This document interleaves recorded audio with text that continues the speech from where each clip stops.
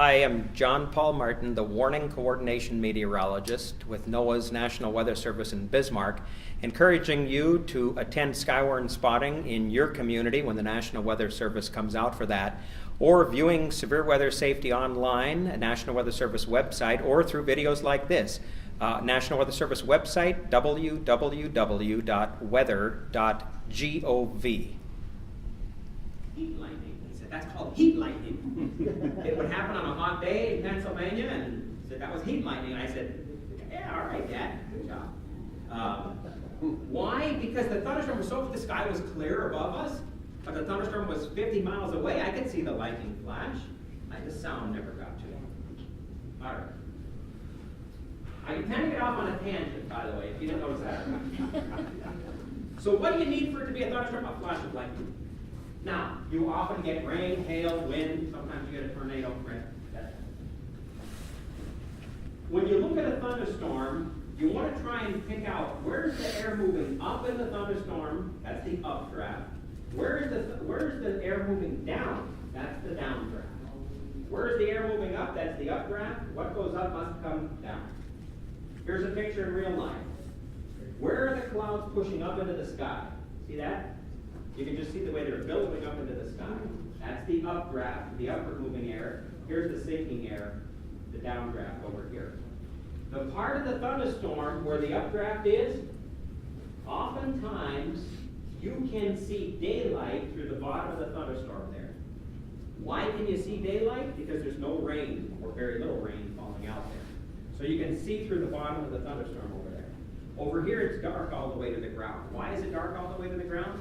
Because it's raining over there. Maybe some hail, whatever. And so I cannot see all the way to the ground.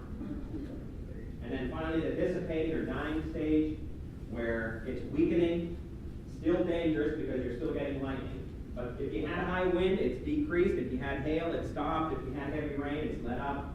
That type of thing. Dissipating or dying stage. Let's move into the different types of thunderstorms.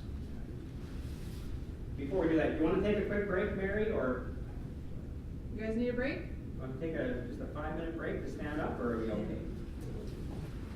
If not, if we want to keep going, if you have to go use the restroom or whatever, that's fine. Go ahead. You guys agree? Okay, single cell thunderstorms. Single cell, one storm all by itself there. One storm all by itself, a single one cell moving along. Usually they're not severe. There's a very weak, a very small chance of getting severe weather out of a single cell storm.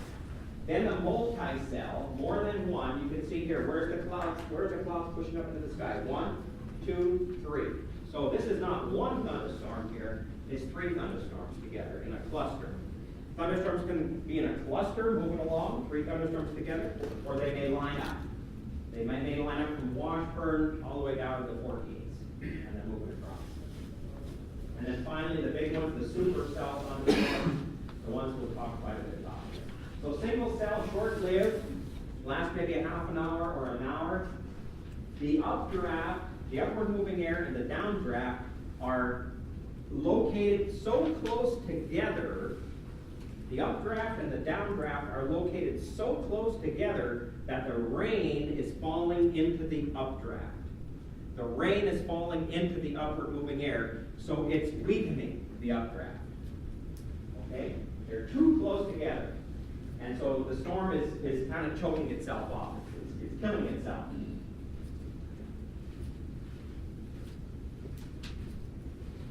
Multi-cell storms. This storm is dying, and as it dies off, this one is mature. This one's just being formed.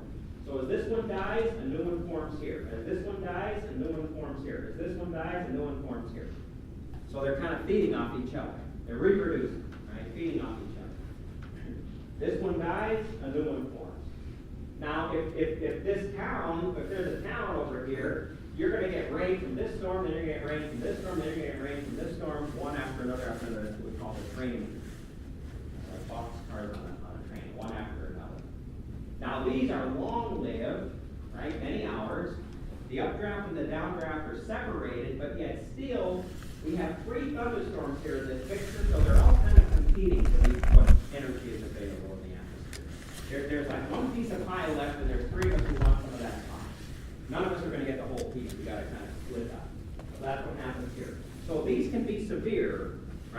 usually the low end severe. 1-inch hail, 60-mile-an-hour wind, something like that. Tough to get a baseball-sized hail out of these, or to get a 90-mile-an-hour wind. A few weak tornadoes possible, but again, weak. Most likely this would not produce an EF 3 or 4 or 5 tornado. Okay? Most likely it would not. When these thunderstorms line up, you get a funny looking cloud out ahead of the line of thunderstorms. When the thunderstorms line up, you get a funny looking cloud here out ahead of the thunderstorms. It's called a gust front or a shelf cloud. And it marks where the air is flowing in to the thunderstorm, in and up, and where it's coming down and out. And this looks bad, right? But it is not vertical. It is not up and down. Tornado is this way, up and down, vertical. This is horizontal, and it comes over you like that. And as we're standing here, and this is coming toward us, the wind is going to be at our back. 20, 30 miles an hour. We're in the inflow to the thunderstorm. The thunderstorm is sucking the air in, the wind's at our back, 20, 30 miles an hour, flowing into the wall. When this thing comes overhead, now you're going to be in the outflow. The wind is going to change direction, and instead of 20 or 30 miles an hour, maybe 40, 50, or 60 miles an hour. It's usually on the leading edge, the front side of a thunderstorm. This could be on a line of thunderstorms or just on a single storm or a supercell storm on the front side here. So again, where the air is flowing in and up and coming down and out. Let me show you kind of a neat video. First, let me show you a little radar thing. You ever hear of a bow echo? You heard the term bow echo. Do you know what that is? You heard that term, but not really sure what it is. So here we have a thunderstorm on the radar, indicated on radar right here. And the wind is coming down from the high levels of the atmosphere, coming down, and it's hitting this thunderstorm, this line of thunderstorms. And the wind is pushing this part of the line out faster than it is here or here. In other words, the wind is 50 miles an hour here, it's only 30 miles an hour over here and up here. So the line of thunderstorms is going to start to bow out. The middle part is going to move faster than the ends. And so it won't be a line like this anymore. Let's see, a line like this anymore. It'll start to bow out, to curve out as it goes. So the center part of the storms will move faster. The center part of the line will move faster than the ends, and it's resulting in what we call a bow echo. So if I'm thinking there's high wind all along this line, the highest wind would be right there at the center of the apex. Now the other thing about radar, we talked about reflectivity, but one thing we did not talk about was the velocity part of the radar. Remember when I said the radar sends energy out, hits something, energy comes back to the radar, shows us where it is? It can also determine that thing I hit, is it moving toward me, toward the radar, or is it moving away from me, away from the radar? The radar can determine that. Is it moving toward me or away?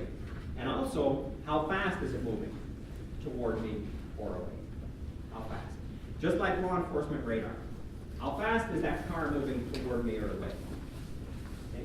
Now the best fix from the weather radar is for it to be moving directly toward the radar or directly away from it. Just like a policeman. A policeman with radar does not sit on the road like this and hold the radar gun out while you cross it. No, it does not. Sits here and has the radar gun pointed toward you as you're coming toward it. Because his best measurement, his most accurate measurement of how fast you're going is if you're coming directly toward him or away.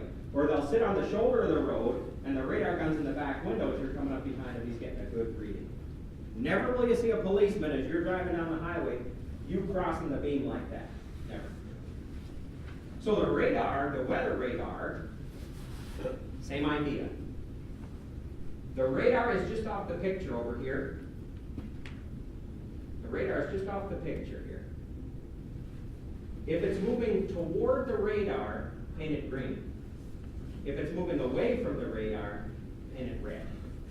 So the wind today, in the low layers of the atmosphere, the wind is blowing like this, away from the radar.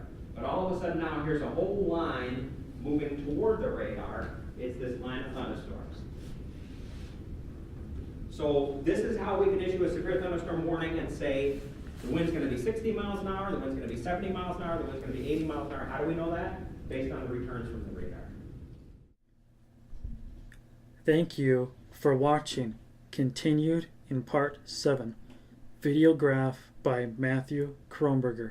If you enjoyed the presentation, comment and subscribe to my YouTube channel at Matthew Kronberger, Bismarck, North Dakota.